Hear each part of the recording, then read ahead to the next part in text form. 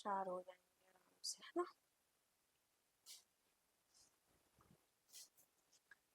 Hello दोस्तों, मेरा नाम है ग्लोरी और आज की इस वीडियो में हम बनाने वाले हैं मैथ्स।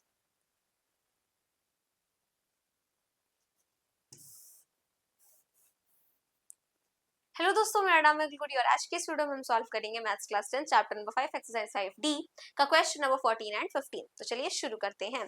तो क्वेश्चन नंबर 14 में है right the next term of the AP √8 √18 √32। अब देखिए, नेक्स्ट टर्म लिखने के लिए आपको क्या पता होना चाहिए? कॉमन डिफरेंस पता होना चाहिए। सही बात है। तो नेक्स्ट टर्म, क्योंकि देखिए हमें पता है कि अगर आगे वाली टर्म आया होगा तो कुछ प्लस या फिर कुछ माइनस होकर के आया होगा। अब आगे कुछ आया होगा तो कुछ प्लस या फिर कुछ माइनस होकर के आया होगा।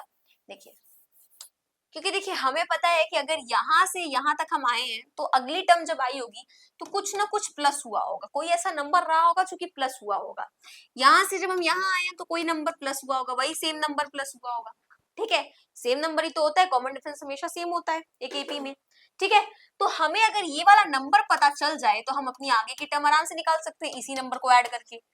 राइट, वो कैसे निकालते हैं? कॉमन डिफरेंस हम सबको पता है, निकालने के लिए a2 माइनस a1 किया जाता है। तो a2 की वैल्यू हमारी क्या है? √18 है।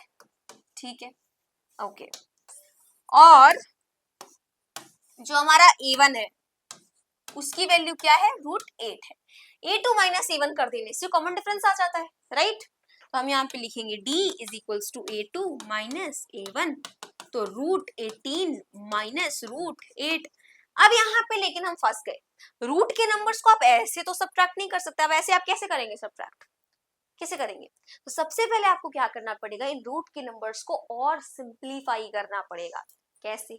देखिए, सबसे पहले तो 18 का हम करेंगे प्राइम फैक्टराइजेशन। 18 का क्या करेंगे? Prime factorisation. 2 9 18, 3 3 9, अगेन 3 एंड इधर आ गया 1। यानी कि हम यहाँ पर 18 को क्या लिख सकते हैं? हम 18 को लिख सकते हैं 2 इंटू 3 इंटू 3। राइट, सही कह रही हूं ना मैं? 18 को तो हम ये लिख सकते हैं 2 3 6 6 3 18, वही आएगा आंसर। 18 को हम ये लिख सकते हैं। जस्ट बिकॉज स्क्वायर रूट है तो नंबर को बाहर लाने के लिए एक पेयर बनना चाहिए। देखिए 3 का पेयर बन रहा है तो हम 3 को बाहर ले लेंगे, तो हमारी a2 की वैल्यू क्या आ जाएगी? सिंप्लीफाइड वैल्यू आ जाएगी 3√2 आ जाएगी। अब 3√2 के आगे ना हम कुछ भी नहीं कर सकते, ये हमारी फाइनल a2 की वैल्यू है 3√2। चलिए 8 को भी कर लेते हैं। तो 8 का जब आप प्राइम फैक्टराइजेशन करेंगे तो 2 2 4 जा 8, अगेन 2 2 2 जा अगेन 2 1 आ जाएगा। ठीक है, तो a1 में अगर आप देखेंगे तो 8 को हम क्या लिख सकते हैं? 2 इंटू 2 इंटू 2, ये हम लिख सकते हैं 8 को। अब यहाँ पे भी देखिए 2 का पेयर बन गया तो हम 2 को बाहर ले लेंगे और एक √2 अंदर रह जाएगा। ये a1 की फाइनल वैल्यू आ गई।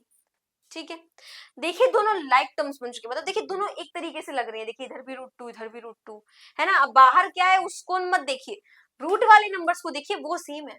तो अब यहाँ पे जब आप कॉमन डिफरेंस निकालेंगे a2 माइनस a1 करके, इसमें बस इस क्वेश्चन में बस यही चीज थी और बाकी कुछ भी नहीं था। ठीक है, तो यहाँ पे 3√2, क्योंकि ये a2 की वैल्यू है और a1 की वैल्यू 2√2 है माइनस 2√2, इसको तो सब्ट्रैक्ट कर सकते हैं हम यहाँ पे √18 माइनस √8 ऐसे डायरेक्टली सब्ट्रैक्ट नहीं कर सकते, लेकिन 3√2 माइनस 2√2 को तो कर सकते हैं। अरे भाई 3 एप्पल है आपके पास, उसमें से आपने 2 एप्पल ले लिया, आपके पास कितने एप्पल बचे? 1 सिंपल। ऐसे ही आपके पास 3√2 है, उसमें से 2√2 माइनस कर दिया तो क्या आ जाएगा हमारे पास? 1√2।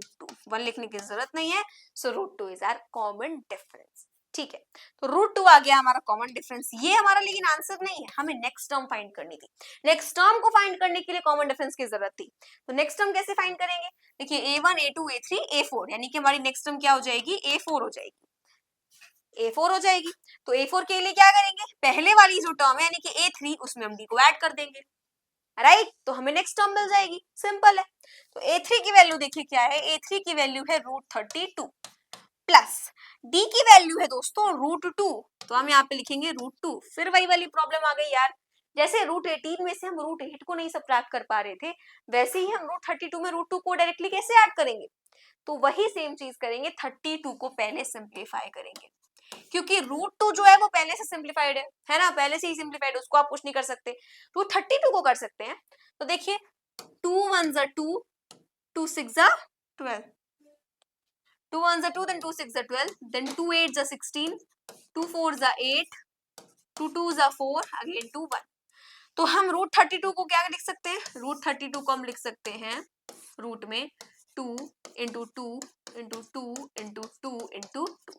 देखिए 2 का एक पैर बना, फिर से एक पैर बना, दो पैर बने हैं 2 के, तो ये आपका 2 2 बाहर आ जाएंगे, है ना। एक 2 इसका बाहर आया और एक 2 इसका बाहर आया, अंदर क्या रह जाएगा? √2। तो 2 इंटू 2 क्या हो जाएगा? 4, 4 √2 हो जाएगा। यानी कि बेसिकली जो आपके पास √32 है इसको हम 4 √2 लिख सकते हैं, ठीक है। तो यहाँ हम लिख लेंगे अपना 4 √2 और इसमें हम √2 को ऐड करेंगे तो क्या आ जाएगा? 5 √2, ठीक है। A4 आ गया 5 √2। क्या ये हमारा आंसर है? बहुत से बच्चे इसको छोड़ देंगे। तो देखिए ये आंसर तो हो सकता है, लेकिन जिस वे में आपको क्वेश्चन था उसी वे में आपको आंसर भी करना पड़ेगा। तो अगर आपका क्वेश्चन इस तरीके से था तो आंसर भी तो आप ऐसे ही करेंगे। तो इसके लिए क्या होगा? देखिए 5 √2 है, जैसे कि हमने यहाँ पे जब सिंप्लीफाई करा तो तुमने प्राइम फैक्टराइजेशन करा। अब इसी को क्या करना है? हमें इस वे में लाना है, तो जस्ट उसका उल्टा कर देंगे। तो अगर आपके पास 5 √2 है, इफ यू आर हैविंग 5 √2, तो ये 5 बाहर कैसे आया होगा, है ना। बताइए, अगर आपके पास एक स्क्वायर रूट है तो उसके बाहर नंबर्स कैसे आते हैं? उसके बाहर नंबर्स तो तभी आएंगे ना जब अंदर उनका पेयर बना होगा। तो मतलब इसको अंदर ले जाने के लिए हम क्या करेंगे? इनका पेयर बनाएंगे। तो 2 इंटू हम 5 इंटू 5 कर देंगे, 5 का पेयर बना देंगे। तो देखिए 5 5 25, 25 इंटू 2 हो जाएगा 50, यानी कि √50। तो हम यहाँ पे जो अपनी नेक्स्ट टर्म लिखेंगे वो ये ना लिख करके √50 लिख देंगे, ठीक है। So this was our question number 14। अब आगे देख लेते हैं हम अपना 15th क्वेश्चन। सेम वही है, √2, √8, √18। इसके बाद बताइए क्या आएगा। तो सबसे पहले तो आपकी जो A2 है वो है √8 और A1 है हमारा √2। तो 8 को सिंप्लीफाई करेंगे तो 2 4 2 2 2 ये आएगा। तो हम 8 को क्या लिख सकते हैं? हम 8 को 2 इंटू 2 इंटू 2 लिख सकते हैं, ठीक है। तो यहाँ पे A2 की फाइनल वैल्यू क्या आ जाएगी? 2 का पेयर बन जाएगा, 2 बाहर एंड √2। यहाँ देखिए ये तो सिंप्लीफाइड है ही, तो D की वैल्यू कैसे आएगी? A2 माइनस A1 कर देंगे।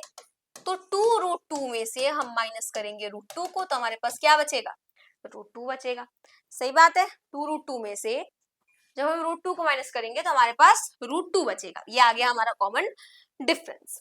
अब देखिए ये हमारा कॉमन डिफरेंस है। उसके बाद नेक्स्ट टर्म क्या है? A4 है। इसको फाइंड करने के लिए क्या करेंगे? A4 के लिए हम A3 प्लस D कर देंगे। A3 हमारा √18 है प्लस D हमारा √2 है।